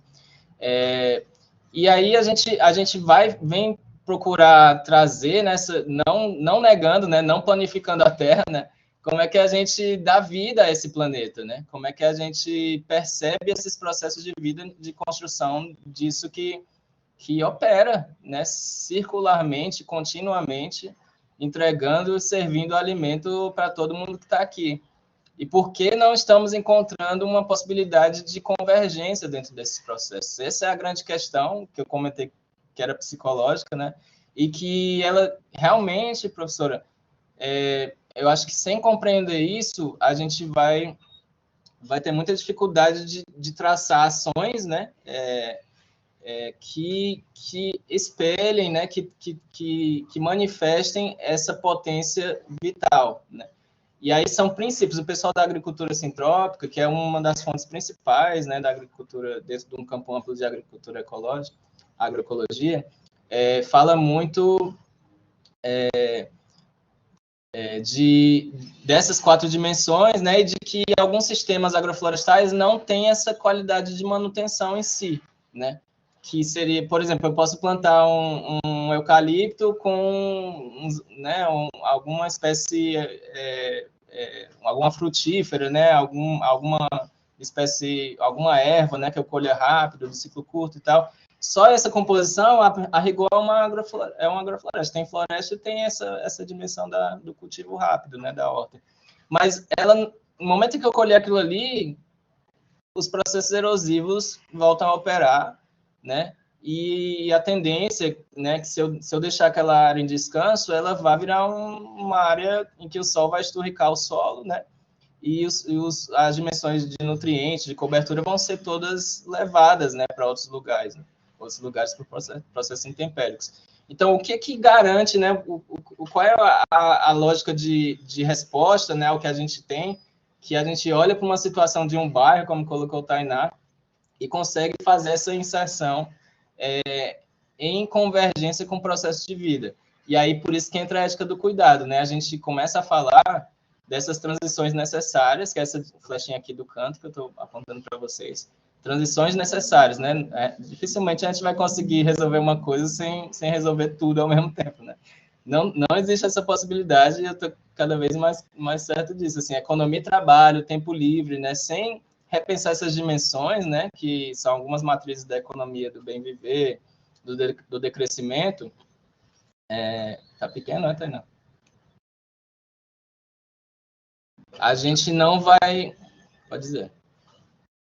A gente não vai conseguir operar essa transição cultural, que ela gera outras possibilidades de ação, né, de transformação dentro do planejamento da gestão responsiva a crises, né?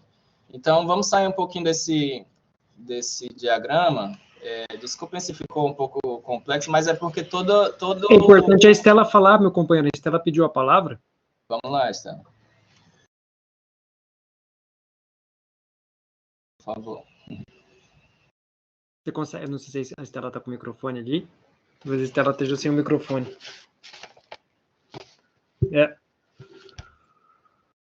Quer ler? Tá aí no comentário que está pequeno. Ah, sim. A Estela diz para a gente, propondo mudanças, em resposta à professora Denise, né? Propondo mudanças, investigando as alternativas técnicas, mas também a estratégia de convencimento emocional das pessoas, que talvez é o ponto mais difícil. Para fazer diferença, tem que importar, precisa se adaptar, precisa persistir, precisa conseguir fazer significado na vida das pessoas. Talvez eu, concordando 100% com a Estela, a nossa experiência no Ecoporo é a nossa frustração que a gente começou a transformar em adubo, né?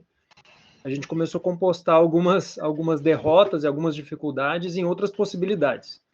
Então, quando nós somos profissionais formados para dar aulas em universidades públicas, vamos dizer que é um percurso linear que foi traçado, assim, esse tipo de profissional aqui que gosta muito de falar, que gosta de ler bastante essas coisas que não fazem sentido em várias línguas ali, então esse pessoal aqui vai ser professor em universidade pública. E chegou a um ponto de que essas portas foram fechando, foram diminuindo, né? E daí a partir daí, o que aconteceu com o fechamento dessas portas? Também o encurtamento do espaço para pesquisa científica. Então, aconteceu um encurtamento do espaço da pesquisa científica prática, base, das leis, das pesquisas naturais, e as pesquisas interdisciplinares e de geografia, de ciências sociais aplicadas, planejamento, geografia urbana, foram ainda mais reduzidas. Em virtude de quê? De conseguir fornecer dinheiro para a pesquisa privada. Então, o CNPq é um dos nossos grandes apoiadores, e a gente está dentro desse projeto grande, onde está a Estela, onde está o Pablo, onde está o Heitor, a nossa equipe, a Karen. É uma pesquisa voltada para empresas privadas e empresas inovadoras. Então, junto com a gente está a GM, está todas as grandes farmacêuticas, está a Ford, está a Braskem, e estamos nós lá. Então, é um processo de hackeamento. Existe um edital que, a gente tem alguns princípios, alguns conceitos, algumas possibilidades públicas que nos garantem ainda alguma isonomia, e daí nós criamos uma empresa privada que já estava correndo com projetos e outras questões para finalidade científica e projetos, E daí, a partir dessa possibilidade, Pablo encerrou a apresentação. A partir dessa possibilidade, nós começamos a entrar em concorrência de pesquisa privada, por causa que mudou a compreensão de que privado era bom e público ruim, então nós entramos para hackeamento. E depois nós tivemos que tomar essa escolha que o Pablo comentou. A gente começa um projeto, e o nosso projeto é um projeto de pesquisa científica prática, no desenvolvimento de uma solução que envolve compostagem, agrofloresta, com produção de alimentos, e envolve coleta seletiva dentro da metodologia da reciclagem popular, em microespaços urbanos, a partir, mas principalmente entre 2.000 metros, 5.000 metros, dentro da área urbana, dentro desses vazios urbanos emburacados. Então, nós começamos a chamar isso de poros de saúde, são os ecoporos. São unidades que conseguem criar essa centralidade. E daí, professora, assim, a gente tinha opção, não fazer o projeto num campo de testagem, porque a gente não tinha o documento final, tínhamos um documento intermediário. De jeito nenhum. Hackear. Processo de autonomia do professor Marcelo Lopes. Autonomização desses processos e que, se esse processo for positivo para a comunidade em volta, dentro desse desafio que a Karen disse, né, se a gente conseguir significar para as pessoas, se a gente conseguir engajar a comunidade, se conseguir criar lugar dentro dessas pessoas, a gente consegue que esse projeto consiga uma autonomia, porque de verdade é um protótipo. A gente não sabe de todos os desafios até começar a prática. Então, a gente estava num hackeamento biológico, arquitetônico, geográfico, ecológico, educacional, para conseguir aplicar tudo isso. E daí é a primeira resposta a um principal anseio que apareceu, em que os participantes ressaltaram, né? A questão da segurança pública e a questão da necessidade de espaços públicos de convívio e função ambiental. Nas primeiras semanas que a gente estava lá começando a operar o nosso campo de testes, o que aconteceu? O celular da Karen foi roubado na porta, em Fortaleza. Então, a gente está em relação completa e cotidiana com a realidade. Daí causou toda uma comoção, novos contatos que a gente tem que colocar, nós temos uma sociedade super desigual, super problemática, e a gente está nessa condição. E o que confere maior segurança em espaços públicos? Pessoas. Pessoas estando nesses espaços. E como a gente consegue mais pessoas estando nos espaços, sendo mais seguro? Então, a gente tem um circuito fechado de retroalimentação negativa que mantém o estado ou permanentemente positivo ou permanentemente negativo. O pessoal que fez avaliação de impacto ambiental comigo vai lembrar da cibernética ecológica. Acho que o Ricardo está aí. Que nós precisamos implementar outros parâmetros, outros processos espaciais de centralidade, uma funcionalidade ambiental, uma coleta seletiva, um comércio, um espaço que atrai crianças, né? Então tem uma das soluções, que é o Urban 95, que atrai a passeio com cachorro, para que esse espaço comece a ser frequentado e a frequência desse espaço em diferentes horários comece a transformar ele seguro, atrai mais pessoas, e a gente vai conseguindo construir ciclos virtuosos que promovam espaço público, proteção e segurança pública, a despeito da pretenso favorecimento político que nós teríamos em um governo que apoia a nossa proposta. Porque nós estamos num ambiente lá em Fortaleza em que a gente conversa com todo mundo da administração pública e fala assim, a proposta de vocês é fenomenal, é muito boa. E tem já outros microparques já em atividade, já tem outras dinâmicas, mas mesmo assim o processo dentro de uma prefeitura regional fica travado. Então, assim, a despeito das dificuldades, continuamos os usos, professor. É isso, cara. Os usos. A gente usar esse espaço, o espaço usado. Eu ainda usaria, a gente gosta muito do Ângelo Serpa, o Pablo vai depois mostrar um pouco do nosso arco teórico, brechas espaciais. A gente conseguir criar essas brechas, e engraçado que essa brecha lá onde é o campo de testes é um bairro rico, mas a necessidade ambiental, a prática ambiental, a ausência da comunidade, a centralidade da comunidade, da inter-relação, inexiste nos ambientes ricos, né? Que independem da comunidade, né? Então, a gente precisa da comunidade para que um projeto ambiental urbano continue com vida, e a gente tem que, a partir dessa ausência ali, ir cavando e criando. Tá a Karen e a Estela lá, fazendo convencimento. A Estela é nossa consultora especial de compostagem. A nossa mágica, né, Estela? E a Karen faz uma função em projetos de pesquisa que a gente raramente vê, que é a nossa comunicação, né? O nosso design, a nossa comunicação e convencimento público da gente conseguir ir aos poucos, como projeto de pesquisa, colocando a necessidade na praça, né? Então, um pouco nesse sentido, não sei se me prolonguei aí, Pablo, se respondi um pouco da professora Denise. Obrigado, Tainá. Não, foi ótimo, Tainá. Mas eu sou suspeito para falar, né, pessoal? Professora?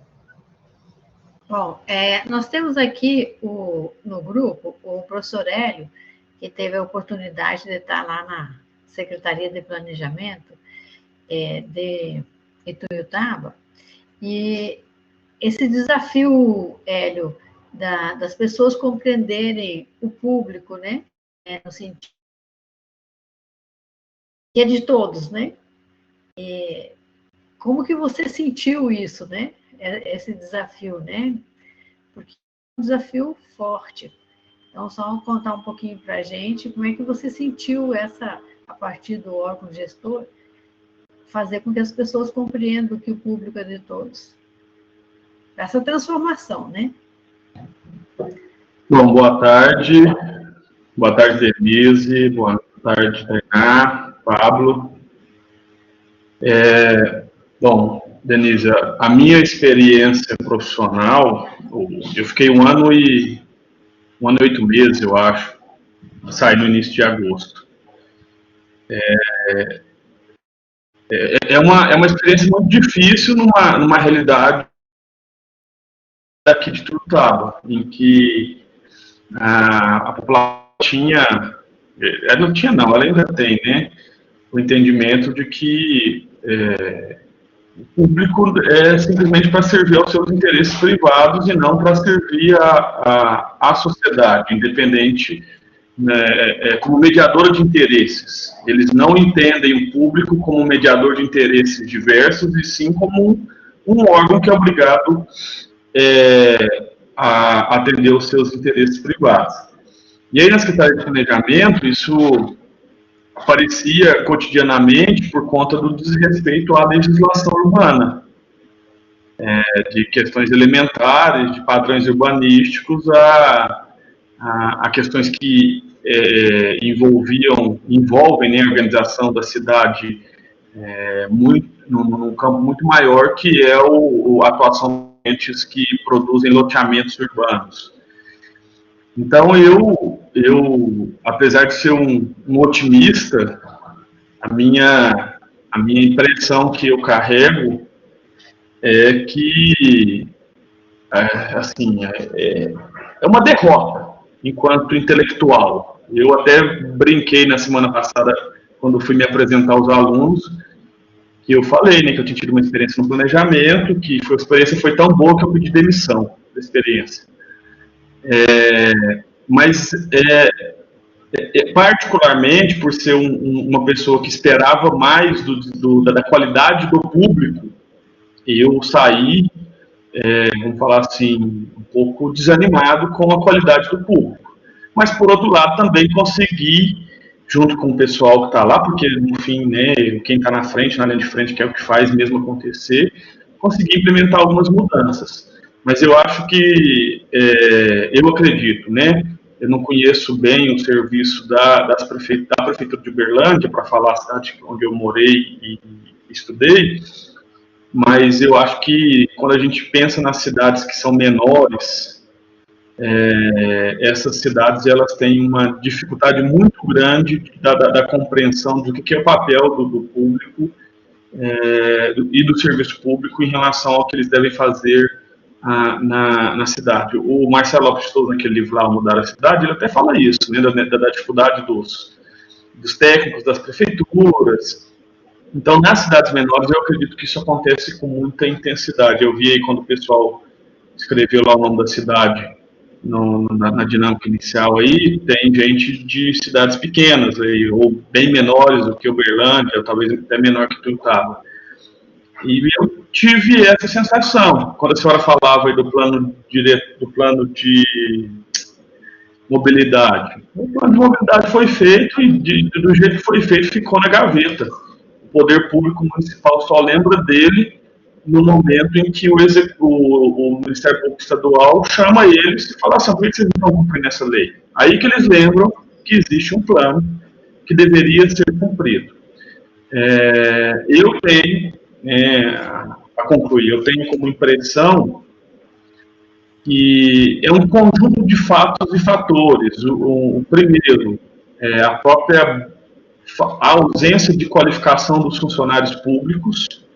O município, o poder público municipal, e isso não vale, acho que só para Ituiutaba, isso vale para várias cidades brasileiras, eles não incentivam a qualificação, consequentemente você tem ali mão de obra ultrapassada, que não se forma, a falta de estímulo para uma formação independente da atuação do Estado, do município, porque também isso não vai resultar em ganho salarial, absolutamente nada, então talvez prestar um serviço para fora, aqui na cidade, ou para alguém que tem algum interesse junto à secretaria, lhe é mais lucrativo do que fazer um curso a mais para melhorar a qualidade do serviço prestado. Então, acho que são dois problemas que são marcantes. Um terceiro problema, a qualidade técnica da classe política. No caso das cidades pequenas, ela é muito ruim, e conforme você vai ganhando escala no tamanho da cidade, isso melhora um pouco, porque os espaços eles são ocupados por pessoas que têm qualidade melhor. E não podemos falar, não podemos deixar de lembrar da falta de recurso financeiro. Isso também é um grande problema para as administrações públicas. Mas a ideia da apropriação do espaço público pelo privado é uma coisa fenomenal. Aqui em Ituiutaba existe um problema gravíssimo, que é dos sacolões, que eles ocupam os bares também, mas o sacolão tem um impacto muito maior porque funciona durante o dia. Que eles ocupam as calçadas e ninguém tira, e nem a polícia tira, e absolutamente ninguém tira. Então, é preciso, de fato, uma mudança de pensamento, de postura, e também o papel do cidadão, né? Porque muitas vezes o cidadão, aquele que não está no poder público, aquele que não é o que está cometendo a irregularidade, ele, por falta de formação, ele está defendendo coisas que, em tese, ele é contra. Então, como vou dizer assim, a qualidade do cidadão, a qualidade política do cidadão também é ruim. É claro, eu falei aqui que a minha experiência é desanimadora, mas eu não acredito que a minha experiência como secretário foi ruim. Até falo que consegui conhecer e ocupar alguns espaços por conta dessa experiência, mas eu esperava, né, socialmente, uma qualidade melhor, tanto da classe política, quanto dos técnicos da prefeitura, como da população.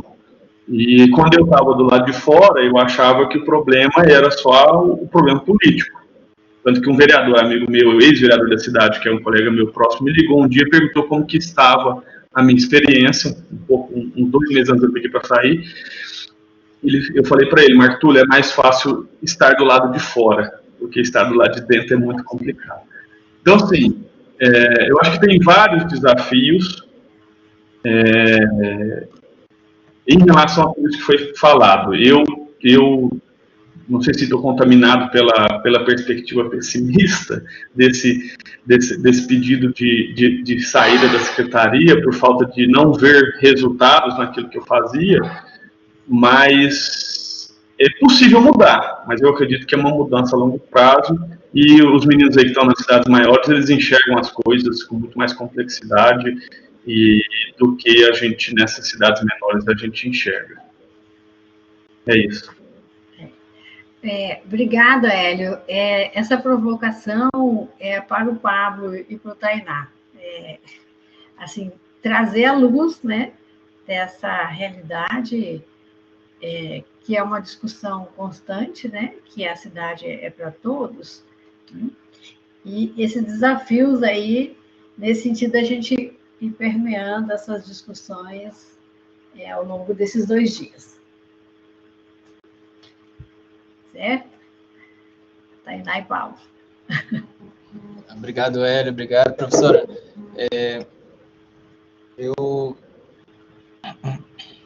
Eu acho que enriquece muito, Hélio, sua contribuição. Eu não sei, assim, o que a gente está tentando elaborar aqui, a gente tem consciência de que, depois de pensar muito, a gente entendeu que o campo amplo do que temos trabalhado é um campo de estudo, pesquisa, ação cultural, né? A gente tá pleiteando uma outra cultura que agora eu vou dar um play nesse vídeo, se vocês puderem entrar nessa experiência com a gente. Não sei, foi enviado, né, Tainá? Mas não sei se todos viram o material. Justamente, gente, todo esse percurso de questionamento, ele tem uma preocupação muito grande, ou uma crítica, né, muito consistente à modernidade, né, que a gente chama de novo de chocadeira, né? O que quer que façamos do que foi feito de nós, ele precisa ter continuidade e precisa fazer uma reverência ao que fomos, né? A gente realmente observa tudo de uma perspectiva metamórfica, porque temos bebido dessas fontes de inspiração. Nossos filósofos são filósofos agrônomos, né? Que tiveram 2 formações, né? E a gente vai tentar pegar esse fio, que é um fio de cura, né? O que significa cura para a gente? É o mesmo processo que se dá com o queijo, né? É uma transformação, né? Necessária, né? Um salto, né? de organização que envolve esses inputs, né? Essas entradas de complexidade, de relação, e que significa, num sentido de saúde, algo que vem a calhar, né? Que é desejado, que pode estabelecer um novo estado, né? A partir dos adoecimentos, a partir dos traumas, das experiências ruins. E aí, por isso que o título desse videozinho, né, e desse diagnóstico que temos feito, chama Anamnese, que é a entrada de toda a formação, de todo o processo terapêutico, né? A anamnese é a pergunta básica, né? Assim, e quando começou isso, né? Do qual você se queixa, né? Quando começaram esses processos que você identifica como, né, relacionados ao seu adoecimento. Então, a anamnese é o desesquecimento, é a anamnésia, né? O ano é a partícula que contraria, né? É a pergunta-chave para que a gente possa fazer algo a respeito disso. Isso é, de fato, um mergulho na nossa história profunda, né? Eu estava participando de uma roda de conversa sobre, né, que trabalhava vários aspectos da luta antirracista, e a demarcação era muito ali, né? Tudo começou com o desprezo do Descartes, né, em relação ao corpo, né, com esse pensar sentir, que o Eduardo Galeano vai tentar resgatar, que vários de nós vamos tentar resgatar, né, nessa periferia do mundo. Mas, assim, isso para a gente hoje, com muita clareza e muita segurança, é muito mais profundo, gente. É de pelo menos 10, 12 mil anos, né, até onde sabemos, é quando começamos o que chamamos de Revolução Neolítica, né, esse ferir a terra, né, esse cio da terra, em que a gente introjeta uma outra temporalidade, né, de fertilidade, e que inicia também todos esses processos, né, que criam, produzem os refugiados da existência. Então, a cultura do estupro começa com essa relação com a terra, né? A supremacia branca começa com essa relação com a terra. Essa segmentação cultura-natureza começa com essa relação com a terra. Então, todos os processos que a gente tem chamado de uma maneira ampla como degenerativos, de desertificação, estão vinculados a essa experiência que possivelmente, uma das hipóteses, né, estaria relacionada a um agrupamento de sedentarização humana, ali na região eurasiana, que teria tido uma má experiência com um evento de mudança climática muito drástico, né, que a gente chama Younger Dryas, né, uma seca seguida de uma glaciação, e que teria trazido, né, incutido esse trauma ao mundo selvagem, né, a essa dimensão da diversidade, e que geraria uma aposta, né, uma insistência ali em sítios que em alguma parte da literatura chama de domos, né, que é o espaço de domesticação, e que seriam espaços de aglomeração, né, desses grupos em alta densidade e baixa diversidade. Aí esses reservatórios, esses corpos já seriam os reservatórios desses micro-organismos, e aí desde esse capítulo seriam iniciados os eventos de epidemias desastrosas, que durante 4.000 anos, mais ou menos, essas populações teriam tido baixas desastrosas, e a partir ali dos 5.000, né, teria iniciado um crescimento populacional que colonizaria, né, faria uma expansão no mundo todo, já com esses corpos resistentes desses micro-organismos. Então, essa relação com a diversidade, de uma maneira selecionada, é o que introduz a monocultura, e que, na verdade, é a própria palavra cultura, né, to till, né, nessa raiz da palavra, é o ferir a terra, né, essa introjeção. Então, quando a gente fala de um sentido amplo, né, desses estudos urbanos, de como são essas desafios, né, a gente está buscando, de fato, uma outra referência, e temos muito satisfatoriamente encontrado, né, numa busca por uma ciência decolonial, a referência de uma policultura, né, e com muita alegria a gente vai descobrir, né, que vem de uma tristeza pela ampliação da faixa de desmatamento, né, brasileira, uma série de sítios arqueológicos que começam a aparecer, e não são cidades de pedra e cal, mas cidades com obras grandes. Pablo, dá uma pausazinha. Sim. Não, é porque a gente não está conseguindo te escutar, está falhando. A gente perdeu 10, 15 segundos do sua fala. Poxa, gente, perdão, não tinha nada aqui para... Ela começou a ser um pouco robotizada. Você quer mandar o vídeo agora ou na volta do Paulo? Talvez, eu acho que na volta, que agora já são próximo das 4. Pessoal, como nós vamos seguir 5h30 mais um pouquinho, vamos dar uns 10 minutinhos de água e banheiro, e a gente volta daqui 10 minutinhos. Agora são 2 para as 4, a gente volta 4h10, pode ser?